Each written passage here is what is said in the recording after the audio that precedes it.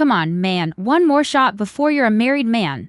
Ryan slammed another glass down in front of me, his grin stretching ear to ear. I laughed, already feeling the alcohol blur the edges of reality. I think I've had enough, Ryan, enough. Tomorrow you're giving up your freedom forever. Tonight, we celebrate. He poured the whiskey anyway, and I didn't stop him. The bar was loud, packed with our college buddies and groomsmen. Everyone was laughing, telling embarrassing stories about me, toasting to my upcoming wedding to Emma.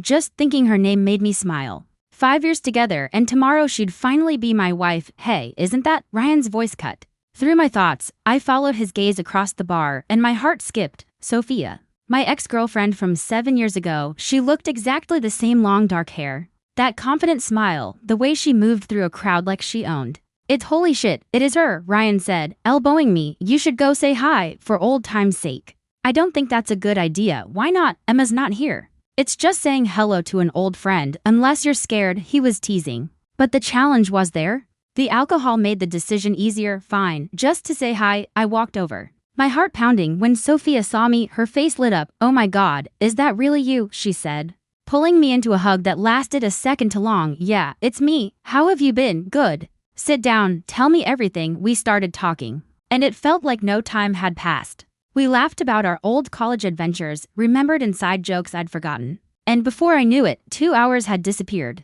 I looked around and realized Ryan and the other guys were gone. Where did everyone go? I asked. Sophia shrugged. They left about an hour ago. You didn't notice? My phone buzzed. A text from Ryan. Had to head out. You looked busy, lol. See you tomorrow at the wedding. I should probably get going too, I said.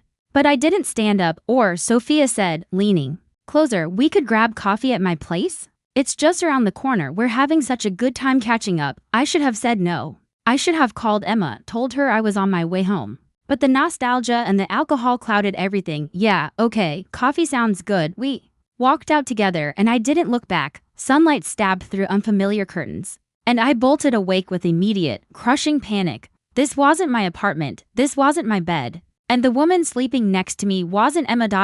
Oh God, what did I do? My phone was on the nightstand, screen filled with notifications. 17 missed calls from Emma, 12 from Mom, dozens of texts from the wedding party. It was 11 a.m. I was supposed to be at the venue at 9 a.m. for final preparations. Sophia stirred, stretching casually like this was a normal morning. Good morning, want some coffee? I have to go right now. She walked to the kitchen, completely unfazed. Relax. It was just one night. We were just joking around, playing pretend like old times. Emma doesn't need to know. Her words made me sick.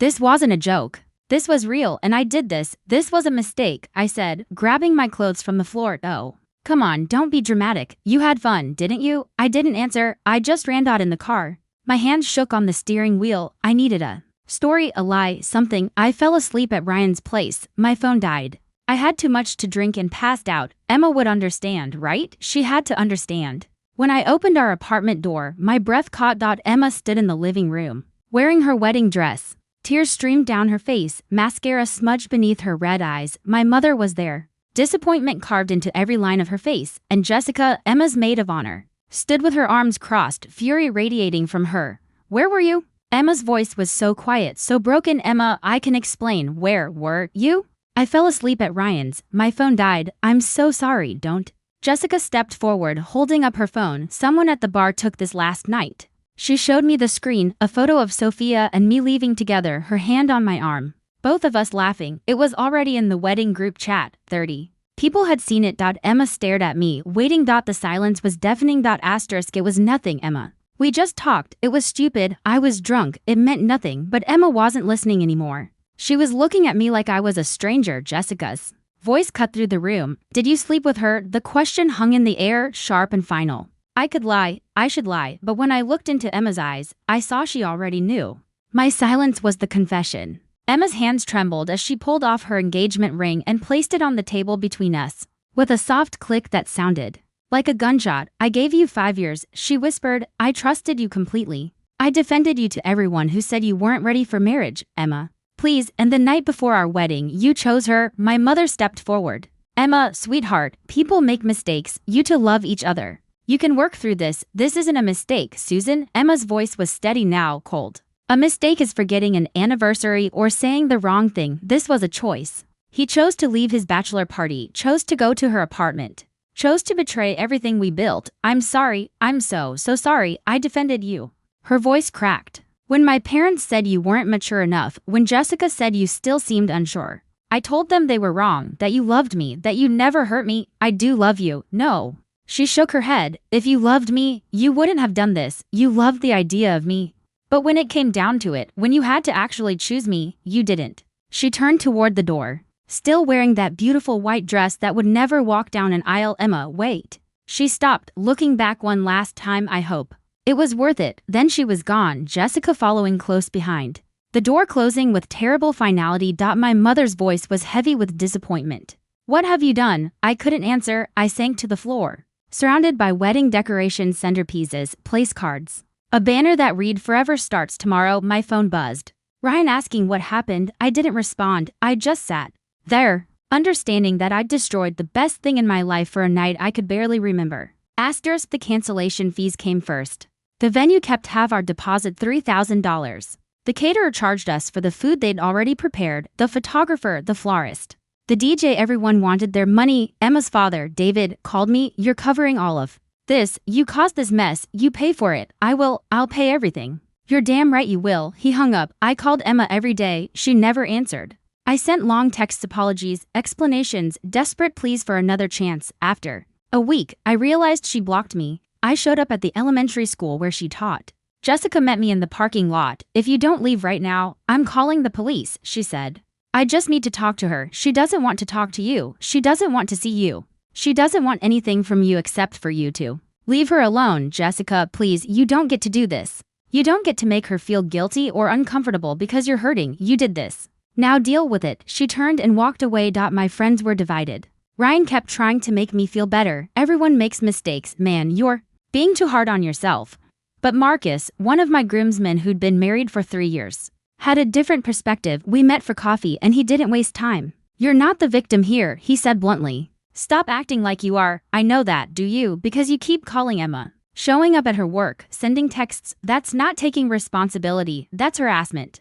I just want to fix this. You can't fix this. It's done. The best thing you can do is leave her alone and learn from it. Tom, another groomsman, had barely spoken to me since everything happened. I tried calling Sophia, thinking maybe she could help somehow. She answered on the 4th ring, sounding annoyed. What do you want? Everything fell apart. Sophia, Emma left me.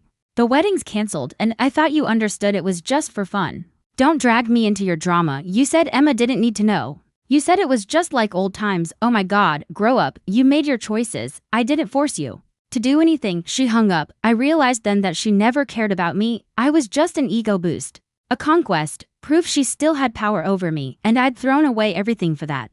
3 months passed like a prison sentence. I couldn't bring myself to move out of our apartment. Emma's books were still on the shelf, her coffee mug in the cupboard, her handwriting on the calendar marking days that would never happen. I hadn't dated anyone. I barely left the house except for work. Then one night, scrolling through Instagram, I saw Emma's story. She was at a gallery opening, smiling, really smiling for the first time in months. She looked lighter somehow, like a weight had been lifted, and there was a man in some of the photos, tall, kind-looking, laughing at something she said. My chest tightened. I clicked on his profile, Daniel, architect, 31 years old. The comments on Emma's recent posts showed they'd met through mutual friends. Jessica had commented with heart emojis. Even Marcus's wife had liked the photos. The people who used to be part of my life were celebrating Emma moving on while I was still drowning. I wanted to hate him, to find reasons why he wasn't good enough for her. But I couldn't. In the photos, he looked at Emma the way I used to look at her, like she was the most important person in the world. The way I should have kept looking at her. Ryan came over that night with beer and pizza. You need to get back out there, man. Start dating again. I don't want to date. You can't just sit here forever feeling sorry for yourself. Why not? That's what I deserve. Look, Emma's moved on. You saw the Instagram posts. She's with that architect guy. It's time for you to move on too. I don't want someone new, Ryan.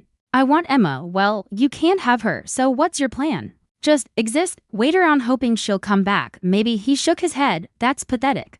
Man, maybe it was, but the thought of being with someone else, of pretending to care about someone the way I cared about Emma, made me sick. I wanted to undo that night. I wanted to wake up in my bed with 17 missed calls and actually go to the venue. Like I was supposed to, but time doesn't work that way. Asterisk work became impossible. I'd sit at my desk staring at my computer screen, seeing nothing. My boss, Richard, noticed. Can I see you in my office? I followed him, knowing what was coming. Your performance has declined dramatically over the past few months, he said. You're calling in sick, missing deadlines, and when you are here, you're not really here. What's going on? Personal issues. I'm working through them. I understand that, but this can't continue. I need you to either get it together or consider taking a leave of absence. I'll do better, I promise, but I didn't do better. I couldn't focus on anything except Emma building a life without me. She was thriving while I was barely surviving. One night, drunk and desperate, I created a fake Instagram account just to watch her stories without her knowing. I saw her at dinner with Daniel, at the park with Jessica, at a friend's wedding, laughing in a bridesmaid dress. She wasn't posting about being sad or missing me. She was simply living, and I wasn't part of that life anymore. My mother showed up unannounced one Saturday. When I opened the door, her face fell. Oh, sweetheart.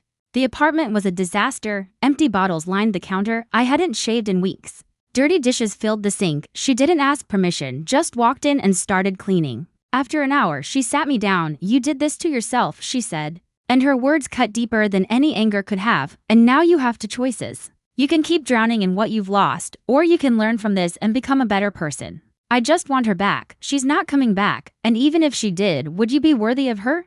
Look at yourself. You're not the man she fell in love with. You're not even the man you used to be. I don't know how to fix this. You start by letting go. You don't get to harass Emma or make her feel guilty for moving forward. You lost that. Right the night you betrayed her, her words stung because they were true. I wasn't the victim in this story. I was the villain. 6 months after the wedding that never happened, I walked into a coffee shop and saw Emma. She was with Daniel, holding his hand across the table. My heart stopped. She looked up and saw me. For a moment, neither of us moved. Daniel noticed the tension. Everything okay? Emma nodded, took a breath and stood up. Give me a minute. She walked over to me. Hi. I could barely breathe.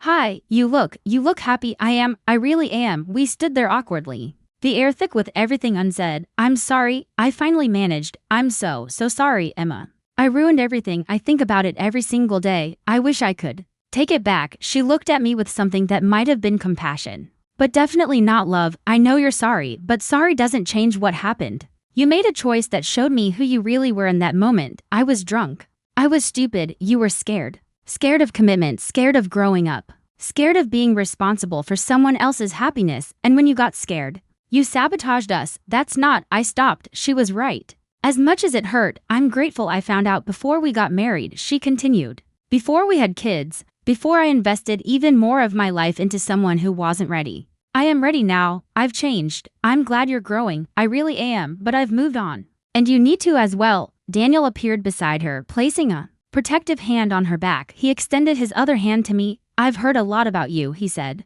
Not unkindly. Take care of yourself. It wasn't aggressive or territorial. It was just genuine. He was a good man who treated Emma the way she deserved. They walked out together and I watched them go, understanding finally that this chapter of my life was closed. Emma wasn't coming back. She didn't hate me, but she didn't love me anymore either, and somehow that was worse. A year after the wedding that never happened, I sat in Dr. Miller's office, finally starting to understand what I'd done to myself. You sabotaged the relationship because commitment felt like losing freedom, she said.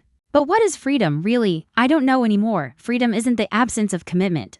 It's the ability to choose. You were free with Emma, free to be yourself, free to build a future, free to love and be loved. You threw away real freedom for an illusion. I'd reconnected with Marcus and Tom. They appreciated that I'd stopped making excuses and started taking responsibility. Ryan and I weren't as close anymore. His refusal to acknowledge the seriousness of what I'd done had created a rift I didn't know how to bridge. Then I saw Emma's engagement announcement on social media. She was marrying Daniel. The ring was beautiful and her smile was radiant. Jessica posted photos from the proposal, and I could see how genuinely happy Emma was. It hurt, but differently now, not the desperate, drowning pain of the early days, but a quiet ache of acceptance. That night, I wrote Emma a letter I knew I'd never send. Dear Emma, I know I have no right to write to you, and I'll never send this, but I need to say it anyway. Thank you for the 5 years we had together. You made me a better person, even if I couldn't see it then. I'm sorry I betrayed you. I'm sorry I wasn't the man you deserved. You're marrying Daniel now, and from everything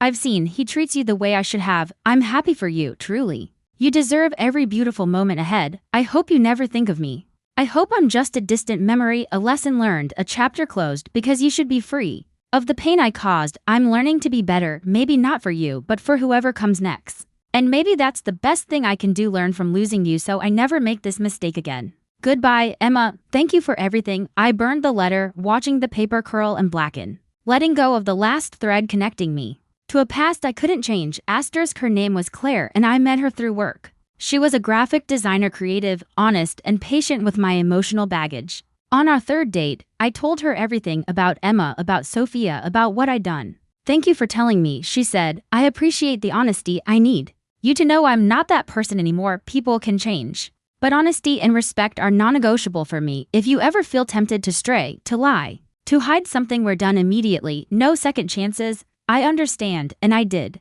I didn't take her for granted. I didn't play games or test boundaries. I showed up when I said I would. I communicated openly. I treated every moment with her as something valuable that could be lost.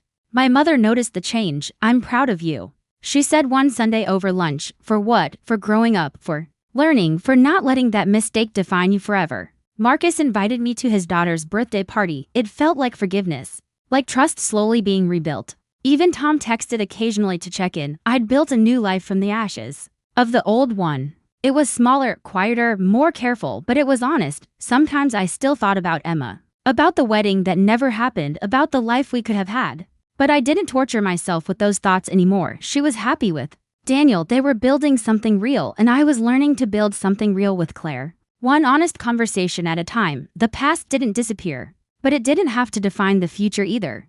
Emma's wedding day arrived on a perfect Saturday in June. I knew because Jessica had posted about it, getting ready for my best friend's big day. With photos of bridesmaid dresses and champagne, I deliberately avoided social media instead. I drove to the beach where Emma and I had our first date.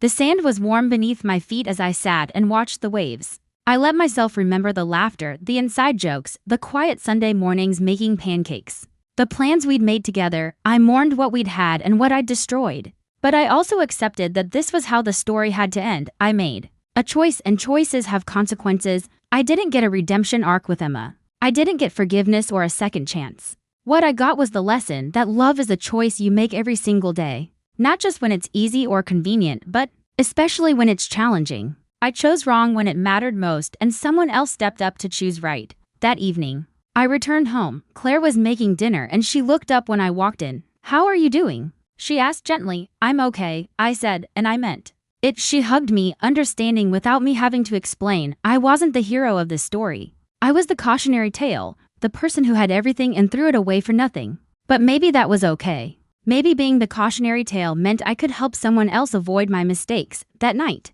lying in bed, I thought about Emma one last time. I wished her happiness. I hoped Daniel never took her for granted. I knew she deserved every beautiful moment ahead. And then I let her go finally, completely understanding that sometimes the most loving thing you can do is accept that someone is better off without you. The past would always be there, a scar I'd carry, but scars are just proof that you survived something, and I was finally learning how to survive. The end.